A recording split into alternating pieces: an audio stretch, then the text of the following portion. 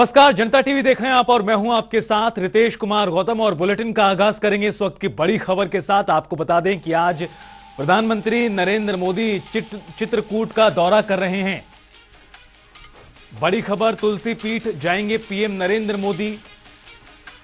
स्वामी रामभद्राचार्य से भी पीएम मोदी की यहां मुलाकात होगी। अरविंद भाई के जयंती कार्यक्रम में होंगे शामिल। अस्पताल की नई बिल्डिंग का भी इस दौरान प्रधानमंत्री शुभारंभ करते नजर आएंगे। ट्रस्ट के रघुवीर मंदिर में भी पूजा अर्चना करेंगे। संस्कृत विद्यालय का भी पीएम मोदी इस दौरान निरीक्षण करेंगे। एमपी के सीएम और राज्यपाल भी कार्यक्रम में मौजूद रहेंगे।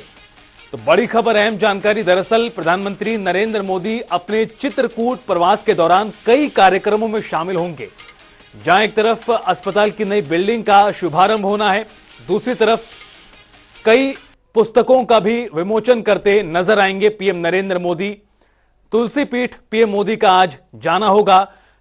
आपको बता रहे हैं किस तरह से आज का पूरा प्रवास प्रधानमंत्री मोदी का काफी महत्वपूर्ण है, जिसमें वो कई कार्यक्रमों में दरअसल शामिल होते नजर आएंगे।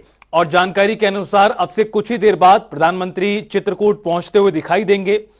चित्रकूट के जानकी कुंड परिसर में स्थित नए सुपर स्पेशलिटी अस्पताल का पीएम मोदी शुभारंभ करेंगे।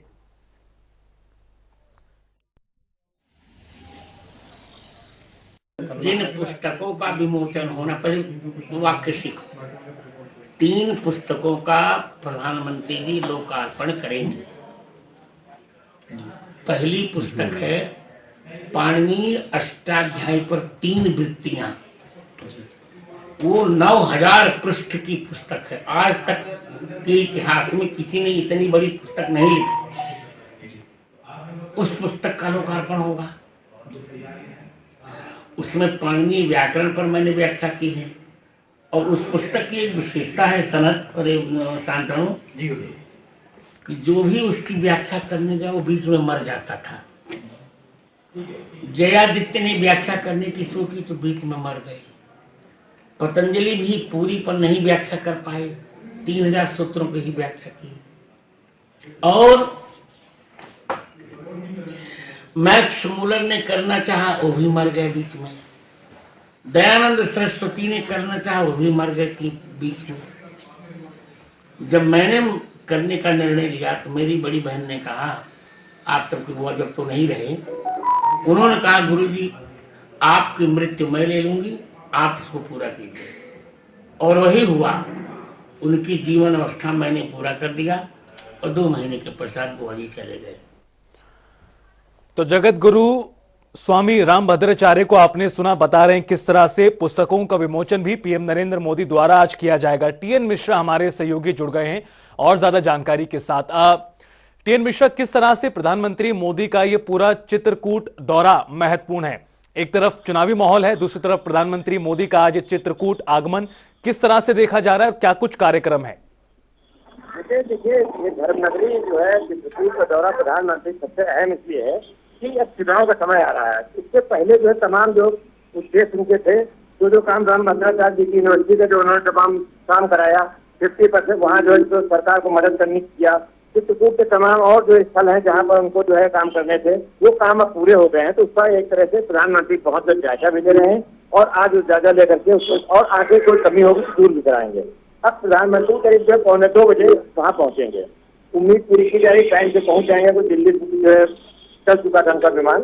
तो अब ये सबसे पहले रघुवीर मंदिर पहुंचे, जहाँ पूजा अर्चना करेंगे। और पूजा अर्चना करने बाद फिर जो है सतगुरु सेवा ट्रस्ट से जाएंगे, वहाँ प्रदर्शनी है उसका शुभारंभ और अवलोकन करेंगे। और फिर वहाँ से राम संस्कृत महाविद्यालय पहुंचेंगे। फिर पुस्तकालय वहाँ नया बनाया गया है, काफी क्षमता का जो धार्मिक पुस्तकों का बहुत बड़ा संग्रह है, तो उसको वह देखेंगे। और वहाँ से जानकी कुंड अस्पताल परिसर जाएंगे। वो अरविंद भाई मफतलाल की समाधि स्थल है, उनको श्रद्धासुमन अर्पित करेंगे। फिर उसके बाद सुपर स्पेशलिटी अस्पताल बनाया गया है, उसका वो लोकार्पण करेंगे। और फिर जो है करीब 2:30 बजे वो विद्याधाम जानकी कुंड पहुंचेंगे। वहाँ भी एक जनसभा रखा गया, वहाँ लोगों को संबोधित स्टेडियम में संबोधित करेंगे। फिर 3:15 बजे जो है तुलसी पीठ कांच मंदिर पहुंचेंगे, जहाँ पर जगत गुरु रामभद्राचार्य महाराज से आशीर्वाद मिलेंगे और बैठ उनके साथ विचार विमर्श भी करेंगे। तो रामभद्राचार्य ने 3 पुस्तकें लिखी हैं, जो सबसे अहम पुस्तकें हैं, जिनके लिए बताया जा रहा है कि वर्षों से लोग कोशिश कर रहे हैं लेकिन वो कर नहीं पाए। वो काम उन्होंने किया है। तो उन पुस्तकों का विमोचन भी करेंगे। फिर वहाँ से भट्टाचार्य के साथ उनकी वार्ता भी रखी गई है कि अलग से उनसे बातचीत करेंगे कि क्या क्या चित्रकूट और चाहिए और भट्टाचार्य जी की जो है विश्वविद्यालय को क्या क्या चाहिए, उसका जो है सारा कार्यक्रम पूरा करके और उनसे विचार विमर्श करके 4:15 बजे फिर वापस हो जाएंगे। जी। तो ये उनका अभी तक का जो कार्यक्रम है ये बताया जा रहा है। बिल्कुल टीएन मिश्रा जी, कहीं ना कहीं काफी महत्वपूर्ण पूरा कार्यक्रम आज पीएम नरेंद्र मोदी का रहने वाला है और इसके तहत अलग अलग कार्यक्रमों में भी वो शामिल होते नजर आएंगे। आपका बहुत बहुत शुक्रिया तमाम जानकारी देने के लिए।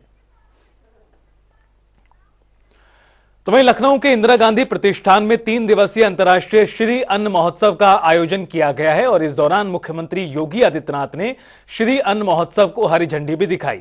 यह कार्यक्रम 3 दिनों तक चलेगा और इस महोत्सव के शुभारंभ के मौके पर कृषि मंत्री सूर्य प्रताप शाही भी मौजूद रहे।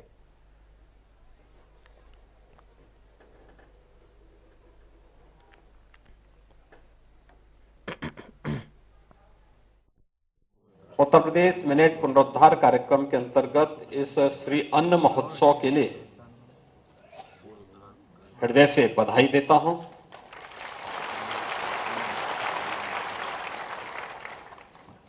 अगले 3 दिनों तक श्री अन्न महोत्सव का कार्यक्रम जहां प्रदेश की राजधानी लखनऊ में होगा,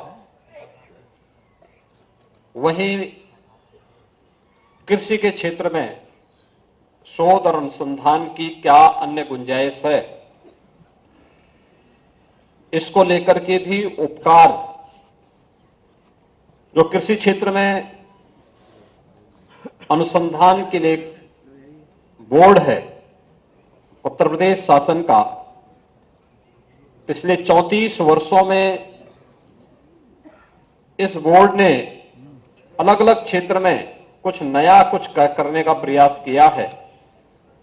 इसे भी अपने 34वें स्थापना दिवस के अवसर पर मैं हृदय से बधाई देते हुए एक साथ इन दोनों कार्यक्रमों को जोड़ करके आने वाले समय में एक दूसरे की उपलब्धियों के माध्यम से हम सब प्रधानमंत्री जी की मंशा के अनुरूप कृषि और कृषि अनुसंधान के क्षेत्र में उत्तर प्रदेश के अन्नदाता किसानों के जीवन में व्यापक परिवर्तन का हम माध्यम बनाएंगे। खबरों में आगे बढ़ते हैं, रुख करते हैं लखनऊ से एक बड़ी खबर का, जहां पर आपको बता दें कि आज नई बीजेपी के शिल्पकार पुस्तक का विमोचन होगा। मुख्यमंत्री योगी इस पुस्तक का विमोचन करेंगे। शाम 4 बजे लोक भवन में पूरा कार्यक्रम होगा, जहां पर मुख्यमंत्री योगी आदित्यनाथ इस पुस्तक का विमोचन करते नजर आएंगे। आपको बता दें, बड़ी खबर, अहम जानकारी राजधानी लखनऊ से इस वक्त की।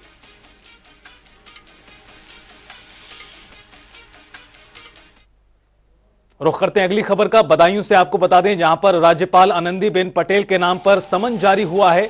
राज्यपाल सचिवालय ने इस पर आपत्ति जताई है। सदर एसडीएम ने पेश होने का दिया है आदेश। जमीनी विवाद में राज्यपाल की पेशी यहां पर होगी, इसके संबंध में आदेश और समन जो है आपको बता दें जारी हुआ है। प्रदेश के राज्यपाल को लेकर पहले 18 अक्टूबर को पेश होना था। सचिवालय ने डीएम को कार्रवाई के आदेश दिए हैं इस मामले में। बड़ी खबर, अहम जानकारी आपको बता दें, राज्यपाल को ही समन जारी कर दिया गया। यह दरअसल कोई जमीन का मामला है जिसको लेकर यह समन जारी हुआ है। पहले 18 तारीख को पेश होने के लिए कहा गया था, अब फिर से इसमें समन जारी हुआ है। लेकिन इस मामले को लेकर अब बता दें आपको कि सचिवालय ने डीएम को कार्रवाई करने के इस मामले में आदेश दिए हैं। अब ऐसे में मामला कहीं ना कहीं बेहद ही गंभीर और संवेदनशील भी। सचिवालय ने फिलहाल इस मामले में डीएम को दिए हैं कार्रवाई करने के आदेश। राज्यपाल आनंदीबेन के नाम यह समन जारी किया गया था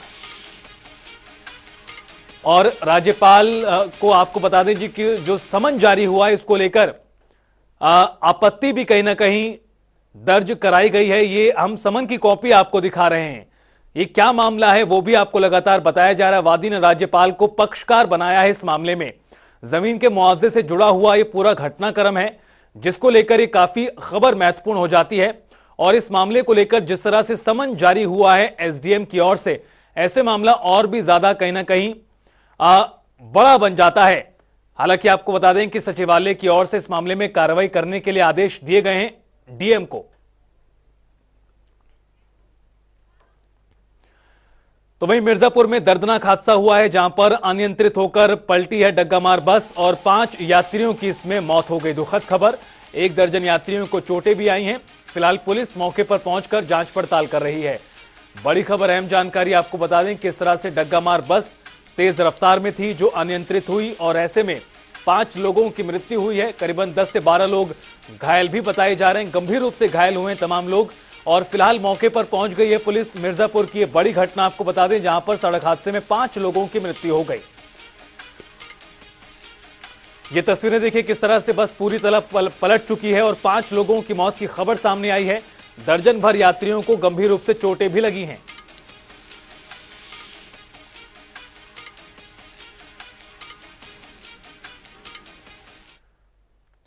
तो वहीं राष्ट्रीय लोकदल अध्यक्ष जयंत चौधरी मुजफ्फरनगर पहुंचे, जहां उन्होंने एशियन गेम्स में मेडल लाने वाले 3 खिलाड़ियों को सम्मानित किया। आपको बता दें कि जिसमें गांव बसेड़ा के अर्जुन देशवाल गोल्ड मेडल उन्होंने जीता है, तो वहीं बुढ़ाना विधानसभा क्षेत्र के निवासी पुनीत बलियान ने ब्रॉन्ज जीता। तो वहीं पुरबालियान की खिलाड़ी किरण ने एशियन गेम्स में गोला फेंक प्रतियोगिता में पदक जीतकर प्रदेश और देश की शान बढ़ाई है।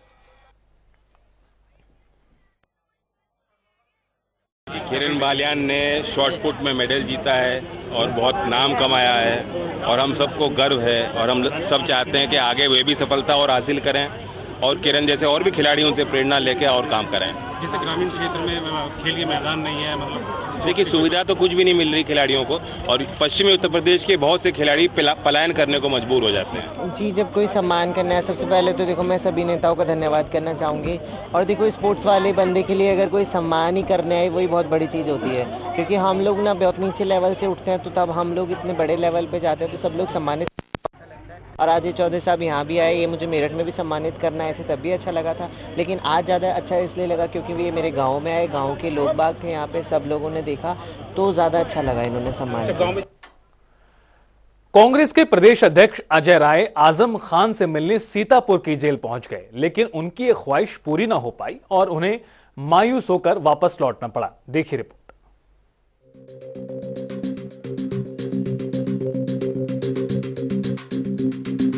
उत्तर प्रदेश कांग्रेस के अध्यक्ष अजय राय पूरे लाव लश्कर के साथ जेल में बंद सपा नेता मोहम्मद आजम खान से मिलने के लिए सीतापुर जेल पहुंचे,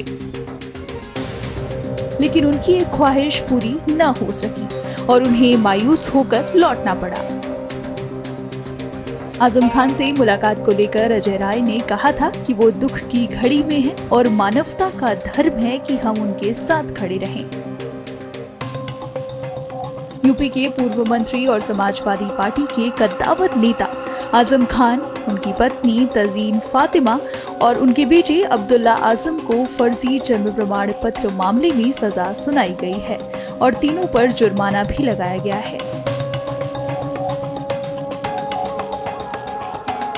हम लोगों ने जो जेल की औपचारिकता थी उसकी पूरी चीजें करा दी गई थी, सारी चीजें करा रखी थी। कल हम लोगों ने एप्लीकेशन भी भेज दिया था जेल मैनुअल के अनुसार और वहां से अपने यहाँ से कार्यालय से मेल भी करा दिया था और सब औपचारिकता पूर्ण करने के बाद हम लोग आज यहाँ आए। यहाँ पे जेल प्रशासन ने कहा कि आपकी मुलाकात नहीं हो पाएगी। आप ये समझिए कि हम सब लोग ने जब सारी कार्रवाई करके हम लोग आए, ये जानबूझकर प्रदेश सरकार के दबाव में ये जेल प्रशासन हम लोगों को आजम खान साहब से मिलने नहीं दे रहा है, उनको प्रताड़ना की कार्रवाई कर रहे हैं, उनको प्रताड़ित कर रहे हैं। जेल प्रशासन की तरफ से ये बात भी कही गई थी आजम खान खुद नहीं मिलना चाहते। अब ये जेल के अंदर बंद हैं, उनके अधीन हैं, अब सरकार पूरी तरीके से प्रताड़ित कर रही है, दबाव बनाई हुई है, तो वो निश्चित तौर से अपने तरीके से मनगढ़ंत बात आगे बोल सकती है। कोई हम लोगों की बात तो कराया नहीं उन्होंने, न फोन से बात कराया, न कोई बात ऐसी चीज प्रमाणित दिया जिससे उन्होंने कहा हो कि हम नहीं मिलेंगे। इसका मतलब है कि ये पूरी तरीके से सरकार के दबाव में जेल प्रशासन झूठ बोल रहा है। इसके साथ ही आपने एक आखिरी बात रहेगी, आपने ये बात भी कही थी कि आजम खान को यहाँ सीतापुर बंद किया गया, उनके बेटे को हरदोई और माँ को रामपुर में, क्या कुछ कहना चाह रहे थे? ये पूरी तरीके से कार्रवाई चल रही है, परेशान किया जा रहा है उनकी पत्नी को, बच्चों को, पूरे परिवार को। और इस समय, इस प्रताड़ना की कार्रवाई के समय, दुख के समय कांग्रेस पार्टी हमेशा खड़ी रही है। आगे आप देखेंगे चौंबा की सोनभद्र में घटना घटी, उन्नाव में घटी, चाहे वो लखीमपुर खीरी में घटी, चाहे वो हाथरस में घटी, हमारी नेता प्रियंका जी, राहुल जी हमेशा खड़े थे। और हम सब लोग आज ये अत्याचार अन्याय हो रहा है आजम खान साहब के साथ, हम लोग पूरी ताकत के साथ इनके साथ खड़े हैं। आज सरकार के दबाव में प्रशासन ने ये हम लोग को मिलने नहीं दिया, पर हम एक प्यारा सा एक सेब की टोकरी लाए थे, वो हमने टोकरी उनको भिजवा दी। ये हम लोग की तरफ से एक प्यार। अब वो भी देंगे नहीं देंगे, मुझे लगता है पूरी तरीके से दबाव में, सरकार के दबाव में प्रशासन काम कर। तो अब आप क्या करेंगे? अब हम लोग आगे फर्दर इसमें आगे चीजें लेकर चलेंगे और आगे उनके परिवार के लोगों से, जो उनके घर के और लोग हैं बाहर, रिश्तेदार नातेदार, उनसे बात करेंगे। जो उनसे हम लोगों से मदद वो चाहेंगे, उनको मदद हम लोग करेंगे।